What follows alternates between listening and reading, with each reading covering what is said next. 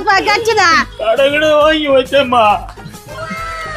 டேய் உங்க அம்மா அது எங்கன்னா போட்ட விடு. தம்பி கிட்ட கேட்கலாமா? அவன் என் பையன் தான். அப்படியா? தம்பி என்ன ஒருத்தன் மோசம் பண்ணிட்டாம்பா. அவ்வளவு பெரிய ஆணா இருக்க ஒன்னும் இல்லையே நீ மோசம் பண்றதுக்கு.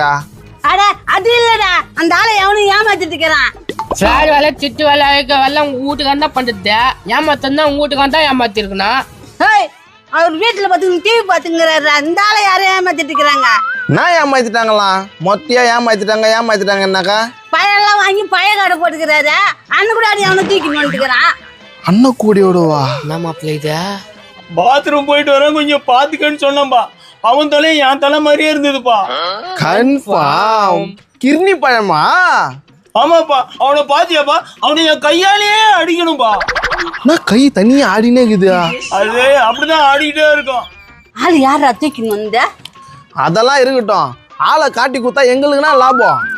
பணம் கேக்குறாங்க என்னன்ற? 200 ரூபாய் கொடுக்குறேன்பா. அப்ப முதல்ல 200 ரூபாய் கொடு. குடும்பா டக்குன்னு கண்டுபிடிச்சு குத்துருவாங்க. இந்தாப்பா.